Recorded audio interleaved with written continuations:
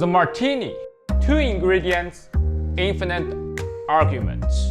It's a cocktail so simple, yet created over a century of chaos. What if the perfect ratio wasn't just a matter of opinion, but a matter of science? Welcome, investors! I am your liquid asset manager. Quantitative analysis has always been a foundational cornerstone for asset management.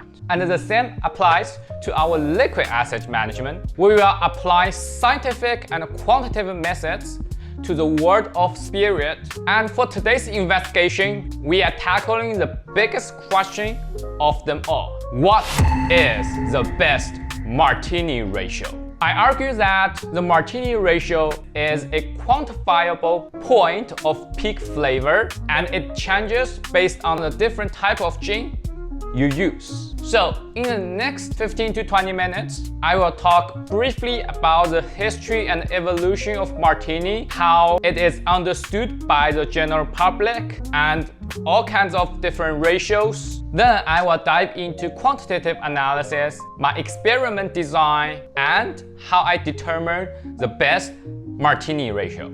To understand the current chaos on the ratios, we need to look into the history. While the exact origin of a martini is a mystery, it is widely understood or widely accepted to have evolved from a drink called martinis, which invented in late 1800s. The legendary Savoy cocktail book, published in 1930, says that martinis has equal part of gin and French vermouth. But the same book also states dry martini as 2 parts gin and 1 part vermouth. So right from the start, the debate is already on. Now fast forward to today, the word martini has been stretched so far that we have espresso martini, grape martini, lychee martini, and it seems that as long as it is served in this V-shaped glass, the drink is called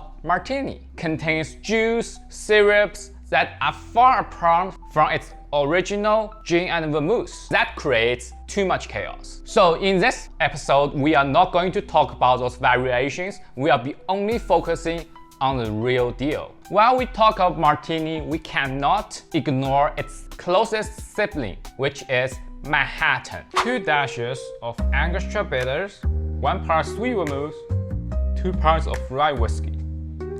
It has been settled on a stable ratio of 2:1:2, also remembered as the area code of the New York City. Garnished with a maraschino cherry, of course.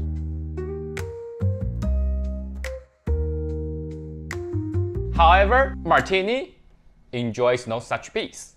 That means that in our liquid asset management, I have to first give a definition. So in our liquid portfolio, Manhattan is traded with an aged spirit, usually a rye whiskey, bourbon works, brandy works, paired with sweet vermouth or any sweet fortified wine, and bitters. A martini is a trading combo in a clear spirit, usually gin, vodka, even tequila might work, paired with a dry vermouth or any dry fortified wine that is clear, and sometimes orange bitters. I think you can see it here is that I differentiate them based on the color. Manhattan has the darker color with the aged spirit, paired with the sweet vermouth, which is also sometimes red or yellow in color. Martini, on the other hand, is paired with a clear spirit with a dry vermouth or dry fortified wine that is mostly clear. Asking 5 bartenders for a martini and you will get 5 different drinks. You will have classic martini, dry martini, wet martini, 50-50 martini, perfect martini, you name it, there is one. The popular YouTube channel like Educated Barfly and Anders Ericsson define 2:1 ratio to be the classic martini. cocktail codex written by famous bartenders from this and Co company suggests a 2.66 to 1 as their house classic. That is very close to a 2.5 to 1 ratio that is popular in cocktail forums and Reddit as well. Now, Steve the bartender calls for a 5 to 1 ratio as its classic martini, but that 5 to 1 seems to be mostly understood as a dry martini.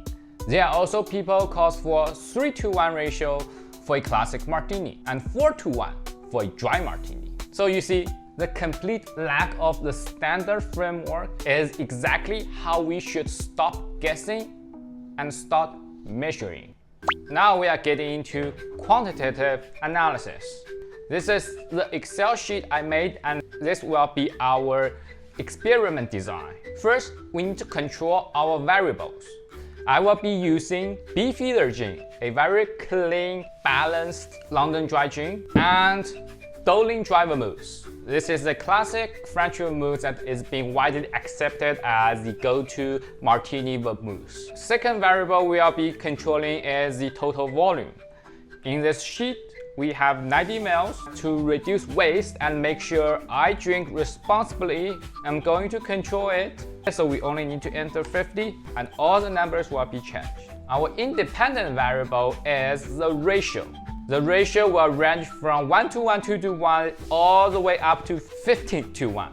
The third variable we will control is dilution. For consistency, we will not be stirring the drink, but adding water directly into the mix.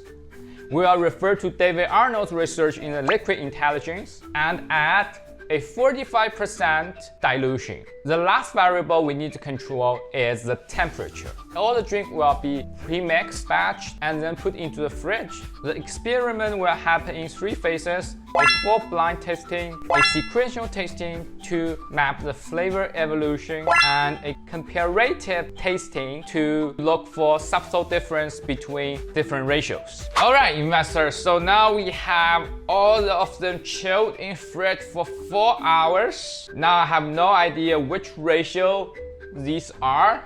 I am going to do a blind tasting. The goal of blind tasting was to remove all preconceptions. And I will be honest, it was tough. Out of all 12 samples, I only guessed 4 ratios correctly. But what became clear was that 4 specific ratios stood out from the rest. First is the 2 to 1 ratio, which has a clear wet taste and vermouth forward. Then is the 2.5 to 1 and 3 to 1. They both feel pretty balanced and very similar that I can't really tell the difference. They seem to be in between the wet and the dry. And finally, there is the 4 to 1 ratio. This is the first ratio I identified as dry and has a very pleasing complex taste. Everything after 5 to 1 definitely tastes very dry. They kind of blend together into a sea of dryness and I cannot distinguish between them. Okay, my friends, we are going to taste from 1 to 1 to 15 to 1, then 15 to 1 back to 1 to 1 and see what's the difference between each other,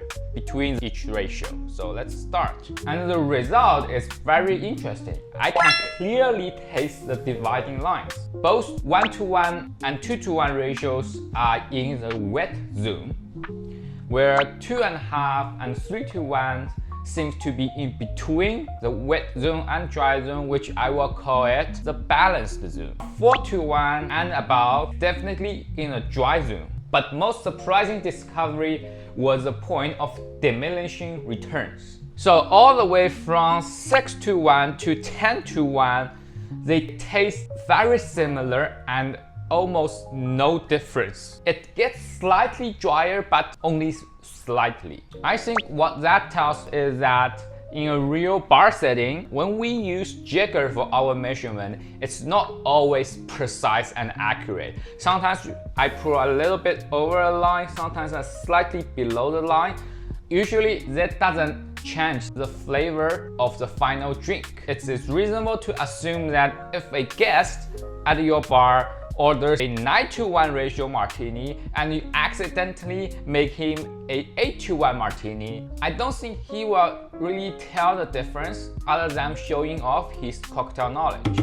And now we are going to do the comparative tasting with ±1, which means I'm going to skip one in between. So for example, I'm going to taste 1-to-1 ratio and 2.5 ratio, and 2-to-1 ratio and 3-to-1 ratio, and in between those. So after all the data analysis, what are the optimal ratios for a Beefeater gin martini? My conclusion is that there isn't one, but three for each specific profile. First is the balance or the classic martini. I personally feel 2.5-to-1 ratio stands out. It is in between the dry and wet. It feels very balanced, while the vermouth provide a pretty sweet and beautiful aroma. The Beefeater gin is just enough for the juniper and citrusy notes to shine. For the dry martini, I picked the 4-to-1 ratio. This ratio gives you a crisp, gin-forward experience that you want in a dry martini, and the amount of vermouth is just enough to add complexity and flavor depth to the cocktail. And lastly, if you are looking for a super dry martini, this 10-to-1 ratio would be the go-to. Given ratios 6 to 10 all taste pretty similar, I picked 10-to-1 because first, 10 is an easy number to work with compared to a 15 or a 9, and it is also a point where this super dry characteristic start to emerge, giving you a clean and gin-forward expression that you are looking for. Okay, so give our preliminary results is in, we can now move on to our phase 2 experiment. This time we will use Hendrick's. Hendrick is a new Western style gin that offers more botanicals, more flavors, as well as floral notes compared to the traditional London Dry, and we will see how this performs differently in these ratios. We are going to use a 1-to-1 ratio, 2-to-1, 2.5-to-1, 3-to-1, 4-to-1, 5-to-1, 8-to-1, and 10-to-1 for our tasting experiment. And I picked 8-to-1 because it's at a midpoint between the indistinguishable 6-to-1 and 10-to-1 ratios. All other variables, vermouth, temperature, dilutions, are kept same as phase 1. The result of blind tasting for Hendrick's martini were marked different from those for the London Dry Gin. Once again, I only guessed 4 ratios correctly. This time, 1-to-1, 2-to-1, and 2.5-to-1 were all categorized in the wet zone, with vermouth influence being the primary characteristic. Notably, the 2-to-1 and 2.5-to-1 samples were hard to distinguish, which I both marked as a 2-to-1 wet expression. The 3-to-1 ratio was uniquely identified as the only ratio in the balanced zone. Ratios from 4-to-1 and upwards were all identified as dry. However, in this zone, the 5-to-1 ratio was marked for its pleasing balance and superior overall taste, which is different from the 4-to-1 ratio I picked up in the blind tasting in phase 1 experiment. After that, the sequential and comparative tasting is conducted. It confirmed my blind tasting result and provided a clearer understanding of the flavor dynamics at play with Hendrick's gin. I find there is a clear sensory shift between 1-to-1 and 2-to-1, 2.5-to-1 and 3-to-1, and 4-to-1. On the other hand, the 2.5-to-1 ratio occupied an awkward space. It has the sweetness and characters of a wet martini, but without the full pleasing body of the 2-to-1, leaving it feel incomplete. Similarly, the 4-to-1 ratio felt like a transitional rather than a destination ratio. It lacked the assertive dryness that began to emerge at 5-to-1, yet has lost the clear balance of the 3-to-1. So in a short conclusion, there are three optimal ratios. First is this 3-to-1 ratio. The 3-to-1 ratio feels more balanced between wet and dry, that the vermouths tend to be too much in the lower ratio. The second ratio I feel would be the perfect among all of them is this 5-to-1 ratio. This 5-to-1 seems to be at the point where the vermouth is just enough to support the drink, at the same time does not take over Hendrick's signature floral and cucumber notes. And this created a very complex, aromatic, and very satisfying martini. The super dry ratio would be the 10-to-1. Again, I would bypass the 8-to-1 ratio, which is really indistinguishable. Personally, I think a 15-to-1 ratio might be even better. After all this, what does that mean for our martini? By comparing the data for both Beefeater and Hendrick's, I do find a trend here. The optimal ratio for Beefeater is 2.5, 4, and 10, whereas Hendrick's would be 3 and 5. At any ratio below 5-to-1, the vermouth was hiding those beautiful floral notes of the Hendrick gin, and it is only at the 5-to-1 and above the Hendrick's unique characteristics start to truly express itself. And now I will give you an ultimate guide for your next martini. And it not only applies to these two, it also applies to a Smith London Dry Gin or a Monkey 47 modern style dry gin. If you are looking for a super wet martini, 1-to-1 ratio would be a go-to. If you are looking for a more alcoholic taste, 2-to-1 would be the next consideration. If you are looking for a super dry martini, I would suggest you start directly from the 10-to-1 ratio and skip the ambiguous ratios in between. If you are using a classic London dry gin like Beefeater or even Smith, a classic martini would fall into the range of 2.5-to-1 ratio and 4-to-1 for a dry martini. But if you are using a more modern style floral gin like Hendrick, your starting point should be 3-to-1 for a balanced classic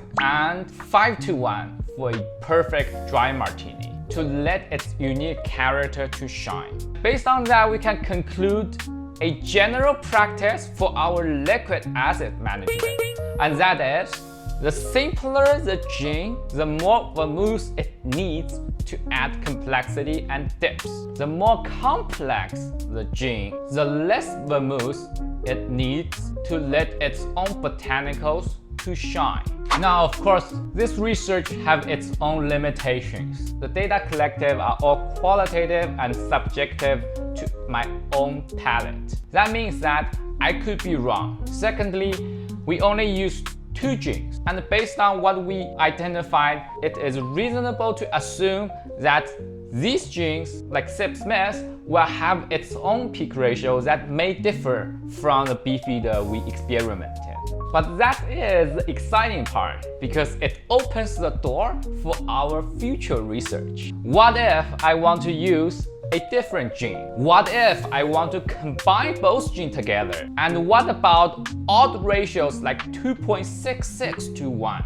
And what about garnishes? There are so many things we can explore in the future. Hope you enjoyed today's research and find something useful from my video. If you have any insights or have any feedback about my research and experiment, please leave a comment below. I will link my research paper with more detailed discussion on the ratios down in the video description, which you can check it out. I will see you on the next trading day. Cheers!